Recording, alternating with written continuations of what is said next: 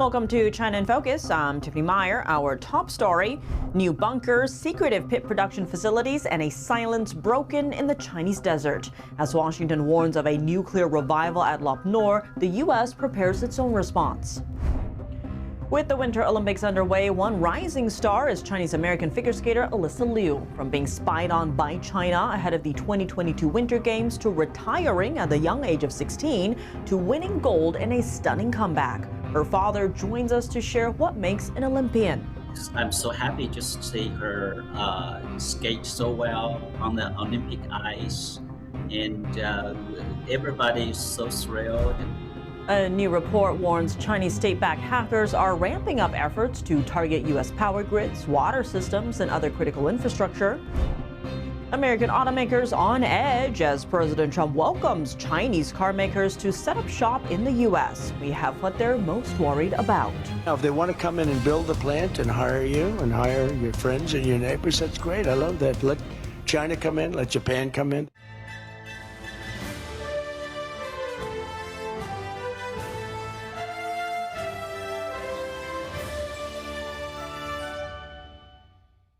Before we dive into today's news, here's a message from our sponsor. As we report every day, global markets are becoming more uncertain. China's growing economy and growing tensions with the U.S. are reshaping the financial landscape, and China is buying gold at record rates to diversify its foreign reserves and decrease its reliance on the U.S. dollar. It isn't just countries that can use gold to protect their wealth, it's individuals as well. That's why we believe in protecting what's real. Physical gold and silver from American Hartford Gold offers stability when markets turn unpredictable. Unlike paper assets, these are tangible stores of value that have weathered economic turmoil, political instability, and inflation for centuries. American Hartford Gold holds an A+ rating with the Better Business Bureau and thousands of 5-star reviews from satisfied customers. You can have gold and silver delivered right to your home or stored safely in a tax-advantaged gold IRA. And right now, when you call and mention China in Focus, you could get up to $15,000 in free silver with your first purchase. Call 855-403-1118 or text China to 65532. That's China to 65532 or call 855-403-1118. You can also click the link in the description down below. Protect what you've earned, because in uncertain times, truth and value still matter. New U.S. intelligence shows Beijing may have broken a decades-long silence at its Lop Nor test site in northwest China. Meanwhile, fresh satellite analysis shows nuclear facilities expanding in southwestern China. But as the New START treaty expires, the response from Washington is shifting from monitor to a potential return to nuclear testing of its own. Recent satellite imagery reveals a massive expansion of nuclear facilities in Sichuan province, China. The expansion includes new bunkers, ramparts, and a double-fence facility whose design resembles pit production facilities. Experts say China has been rapidly building or upgrading nuclear weapons facilities since 2019. Thomas Denano, Under-Secretary of State, accuses China of secretly conducting nuclear explosive tests at the Lop Nor test site in Xinjiang, dating back to June 22, 2020. Assistant Secretary of State Christopher Yar echoed the claim on Tuesday. Here he is at a Hudson Institute event. There is very little possibility, I would say, that it is anything but an explosion, a singular explosion. So it's not consistent with sort of the ripple fire explosion that you get in mining. It's also entirely not consistent with an earthquake. It is quite consistent with what you would expect from a nuclear explosive test. The challenge is detecting the tests. Officials say China is muffling the seismic signature through decoupling, which involves detonating devices in massive underground cavities, making a nuclear blast look like a minor earthquake. Ben Dando, head of seismology and verification at NORSAR, said they can't confirm or deny whether a nuclear test has taken place. But for Washington, the technicality matters less than the strategic threat. If the United States' adversaries were able to test at some yield that we couldn't detect, while we maintained a strict zero means zero policy, that the United States would be living at an intolerable disadvantage. Beijing has dismissed these claims as groundless fabrications. But as the New START treaty expires, Washington is no longer just focused on monitoring. It wants to make sure it doesn't fall behind. According to the Pentagon's estimate, China had more than 600 nuclear warheads by the end of 2024 and is on track to have 1,000 by 2030. As the president has said, the United States will return to testing on a, quote, equal basis. But equal basis doesn't mean we're going back to Ivy Mike style atmospheric testing. So while the era of massive atmospheric mushroom clouds is over, the era of low-yield underground testing may be returning. What makes an Olympian? With the Winter Olympics happening in Italy, one rising star is Chinese-American figure skater Alyssa Liu. Fresh off her gold medal last week, she's now in the bid in the singles, just placing third.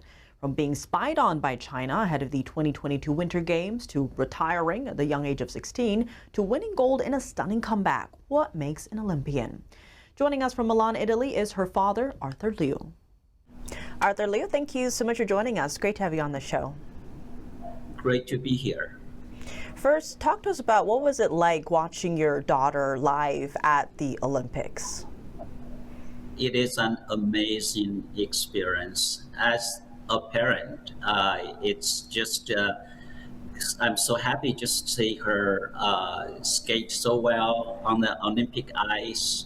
And everybody is so thrilled. I have all my 4 other children here cheering for her. I have other extended family members here understand cheering for her. So it's just a really great experience. What was that journey like? Because now, she's won gold. She just placed third in the women's singles. She, could have a chance there as well. And even her coach said this is unheard of, having that time off and then coming back.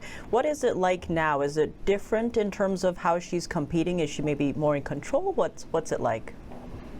Well, it's quite different. I think this comeback for her is all on her own terms.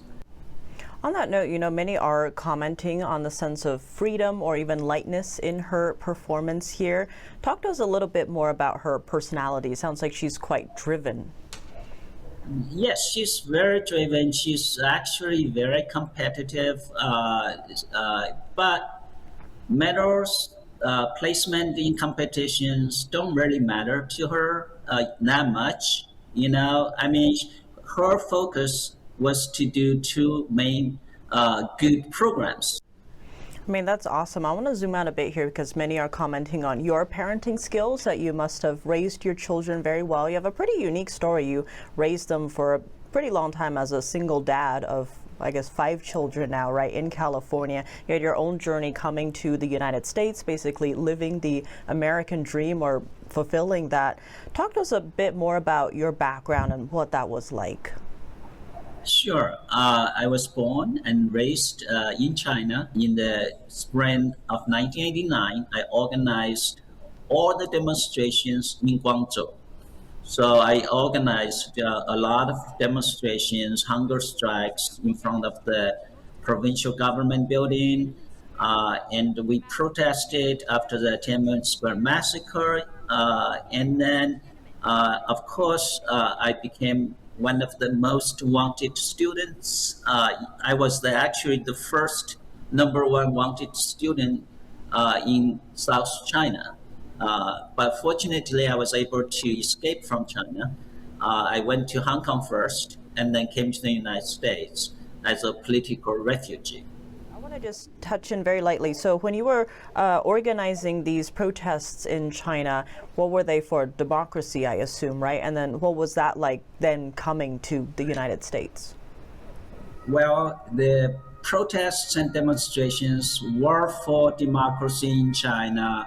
The Chinese Constitution guarantees that the Chinese people have the freedom of speech, freedom of religion, freedom of association, a lot of freedom, but we had none. So we wanted the freedom to speak. And I want people to feel free to think, to imagine, and to speak, and not be persecuted. Actually, ahead of the 2022 Winter Olympics in Beijing, the Justice Department and FBI said that China actually sent individuals to track and target you and your family, including her, ahead of the Olympics. Talk to us about what was Beijing's motivation? Were you afraid for her? Well, because of my background, because I was wanted by the Chinese government back in 1989, and after I came to America, I also continued to organize protests in front of the Chinese consulate in San Francisco, some protests and hunger strikes in front of the Chinese embassy in Washington, D.C. The Chinese government never let me go and continue to spy on me. And before the Winter Olympic Games in 2022, I was, I got a phone call from somebody who claimed to be from the U.S. Olympic Committee and wanted copies of my passport and Alisa's passport. And then the FBI informed me that the Chinese government is spying on me. And of course, I was concerned about Alisa going to China to compete. Speaking of Alisa, very quickly though, any plans for her after the Winter Olympics? Has she hinted at anything? Well, yeah, I think she has hinted that she will continue to skate. That's great. That's great. I think she has a talent. She really has a gift in skating. That's the reason I spent so much time and money on her to develop that talent, to develop that gift, so that she can share with people on the planet. I mean, I think Alisa's a great example of her success and yours as well through her. So Arthur Liu, thank you so much for your time. Oh, you're welcome. Thank you. U.S. critical infrastructure is under attack, and the threat is growing by the day. A new report released Tuesday shows Chinese state-sponsored hackers are targeting everything from power grids to oil and gas facilities. It's raising fresh concerns about cybersecurity at home and abroad. According to Dragos, a cybersecurity firm that specializes in protecting energy, water, and other critical infrastructure, 3 new hacker groups emerged last year. They're part of a growing list of entities trying to break into critical U.S. systems. One group, called Volt Zeit, is linked to Beijing-backed Volt Typhoon. Dragos says the group isn't after secrets or intellectual property.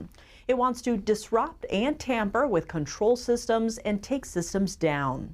Another new Chinese group called Azurite is focused on gaining access to engineering networks, including defense and utilities like gas and oil. They have stolen sensitive documents from organizations in the U.S., Europe, and the Asia Pacific. Experts say these attacks show how difficult it is to defend critical infrastructure in today's digital age. In 2024, then FBI Director Christopher Wray warned about the growing number of attacks from China on U.S. critical infrastructure. NTD reached out to the FBI for comment on the cybersecurity report, but didn't hear back before airtime. A comment that's putting some U.S. lawmakers on edge. President Trump says he would welcome Chinese car makers building factories here in the United States. If they want to come in and build the plant and hire you and hire your friends and your neighbors, that's great. I love that. Let China come in, let Japan come in. They are. The Financial Times reported that U.S. auto executives were spooked by Trump's comments. They are concerned about the prospect of cutthroat competition from Chinese rivals.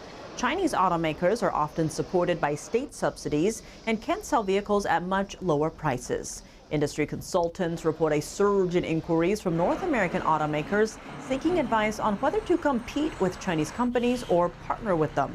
Nicole Walton is the president and CEO of HM Manufacturing. She says she's hearing mixed reactions from a few mid-sized U.S. automakers. First off, it's already pretty difficult to find skilled labor here and to make competitive components as well as cars. So I think it's well received in a way, and I think it just depends what it would be about. So we have to be very careful about how we go about it. Walter says protecting American workers is critical. We just want to make sure that if we do have foreign and Chinese automotive companies come, that they are using the U.S. manufacturing base as well, and not just bringing in completely assembled autos, and then we don't have anything to do with it. The U.S. is the world's second largest auto market. Right now, tariffs are a key barrier keeping Chinese cars out. President Trump has imposed a 25% tariff on imported automobiles, and Biden imposed a 100% tariff on Chinese electric vehicles. Last year, China produced about 1/3 of the world's cars. Now, access capacity and intense competition at home are pushing Chinese automakers to expand into global markets. Still, uncertainty remains for Chinese automakers. An executive at a leading Chinese EV company told the Financial Times that building a factory requires long-term planning, but Trump's policies can change quickly. China is under scrutiny in the Lone Star State. Texas is suing TP-Link Systems, a California-based maker of Wi-Fi routers. It accuses the company of concealing its ties to Beijing. NTD's Daniel Monahan has more on the case, which Texas says has potentially exposed American users to hackers. Texas Attorney General Ken Paxton announced the lawsuit yesterday. He alleges deceptive marketing practices. Paxton first began investigating Wi-Fi router maker TP-Link in October 2025. Governor Greg Abbott has since prohibited state employees from using TP-Link products. TP-Link was founded in China in 1996. The company says it restructured in 2024, splitting into TP-Link Systems and TP-Link Technologies, which serves mainland China, and claims the two are no longer affiliated. Devices sold in the U.S. are labeled Made in Vietnam. But Paxton alleges those labels obscure a supply chain deeply entrenched in China, with nearly all components sourced there before final assembly in Vietnam. The lawsuit argues those ties leave the company vulnerable to Chinese Communist Party counter-espionage and national security laws, which require Chinese companies and citizens to assist state intelligence efforts, including providing foreign user data upon request. The complaint also says firmware vulnerabilities in TP-Link hardware have already exposed millions of consumers to serious cybersecurity risks. Paxton says the devices function as an open window for Chinese-sponsored threat actors, not the secure doorway consumers expect. The suit seeks up to $10,000 for each violation of Texas's Deceptive Trade Practices Act, or up to $250,000 per violation if the affected consumer is 65 or older. The case follows a House Select Committee on the CCP hearing last year, where retired NSA cybersecurity expert Rob Joyce linked TP-Link devices to the Salt Typhoon hacking campaign, targeting U.S. telecom companies including Verizon and AT&T. Joyce urged lawmakers to eliminate TP-Link's footprint in the United States. TP-Link says it is headquartered in Irvine, California, operates as an independent American company, and that no government, including Beijing, has ownership or control over its products or user data. TP-Link held more than 36% of the U.S. consumer router market in 2024, meaning a ban could rival the 2019 Huawei crackdown as one of the largest removals of Chinese telecom equipment from the U.S. market. Paxton has described the lawsuit as part of a coordinated series of actions against CCP-aligned companies. In December, his office filed privacy lawsuits against Hisense and TCL, accusing them of selling television viewers' data without consent. Daniel Monahan, NTD News. Coming up, Peru's Congress oust President Jose Harry over China links. It's over a scandal involving secret meetings with a Chinese businessman. A congressional commission says India is well positioned to take over part of China's role in global supply chains, and that it's in America's interest to support that shift. Welcome back to China in Focus. I'm Tiffany Meyer. President Trump announcing the first phase of a sweeping trade deal with Japan. Japan is one of America's main allies when it comes to countering Beijing. President Trump has announced 3 new projects with Japan, the first stage of a trade deal worth more than $500 billion. The president declaring the agreement officially underway yesterday. He says Japan is moving forward with major investments in the United States worth a total of $36 billion. Among the first projects, a natural gas power facility in Ohio. That's according to Commerce Secretary Howard Lutnick, who says it will be capable of generating 9.2 gigawatts of electricity. Another project is aimed at expanding crude oil exports from the Gulf of America near Texas. Lutnick estimates the facility will export between $20 and $30 billion worth of crude oil annually. The president has credited his tariffs for helping secure the agreement, saying the scale of the project is so large it could not have been done without them.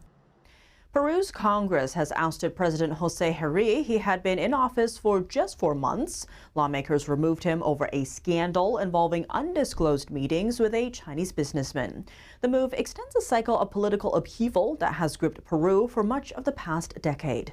Señor José Enrique Herri Ore han sido aprobadas. Peru's Congress has voted to remove President José Herri just 4 months into his term and the country's third president in a row to be ousted from office. 75 lawmakers backed his ouster, with 24 opposed and 3 abstaining. Herri has said he will respect the outcome of the vote. He became president in October after Congress unanimously removed his predecessor, Dina Boluarte, amid corruption scandals and growing anger over rising crime. With no vice president in place, Herri was next in the line of succession as head of Congress. The scandal that led to his removal Tuesday began last month, dubbed Chifagate, a local name for Chinese restaurants. Herri was filmed arriving at a restaurant late at night, wearing a hood to meet with Chinese businessman Jiwa Yang, who owns stores and a concession for an energy project. The meeting was not publicly disclosed. In his defense before lawmakers in January, he denied committing any, quote, irregular acts during the meeting.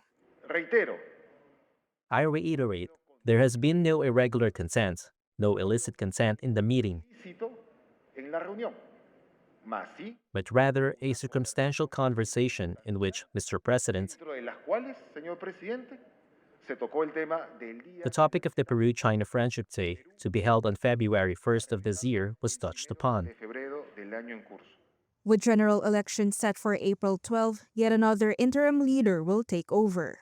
The current head of Congress, Fernando Rospigliosi, is next in line, but has declined the role. A vote by lawmakers to elect a new congressional leader is expected on Wednesday. That person would automatically assume the interim presidency.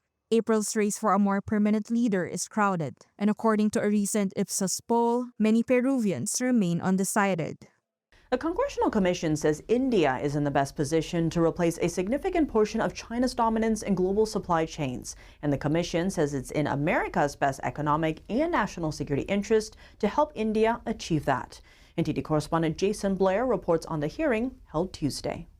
Today's hearing addresses the critical role of India in U.S.-China competition. In a hearing titled India, China, and the Balance of Power in the Indo-Pacific, the U.S.-China Economic and Security Review Commission heard from experts to see where India fits in when it comes to competing with China. Commissioner Jonathan Stivers says India is the best option right now to replace a significant share of China's role in global supply chains. With rising national security concerns and a slowing economy in China, companies are seeking to diversify their supply chains out of the country. Stivers says India has a dynamic entrepreneurial spirit and a strong STEM pipeline for high-skilled workers. Perhaps more importantly, India's democratic system and adherence to the rule of law create the underlying conditions for fair and transparent commerce. However, India faces a difficult balancing act with China, weighing economic security against the needs of industrial development. India is a top supplier of our generic drugs, yet India relies extensively on China for the pharmaceutical ingredients and key startup materials. China also accounted for 16% of India's total imports, and these figures highlight the fact that China, for India, is not just a marginal trading partner, but it is a system-scale supplier whose inputs are deeply embedded in Indian production. Over the last 2 decades, Indian policymakers have gone from seeing China as a potential enabler to more of an obstruction in achieving India's objectives. Stivers says a strong and economically vibrant India is in the national interest of the U.S., especially as strategic competition with China intensifies. India's scale, demographic, economic, military makes it the only country in Asia with a potential to serve as a long-term counterweight to China's regional dominance. The need for transparency with pharmaceutical ingredients was also raised. When I buy a T-shirt, I can find out where the cotton was made. I can find out where the labor was, the carbon footprint. When I put a pill in my mouth, I have no idea where it's from. Reporting in Washington, D.C., Jason Blair, NTD News. That's all for today's China in Focus. I'm Tiffany Meyer. If you have any feedback on the show or have something you'd like to see us cover, send us an email at chinainfocus@ntd.com. We'd love to hear from you. For on-the-clock original news coverage, visit us at ntd.com or download our NTD app. Thanks for watching. See you tomorrow.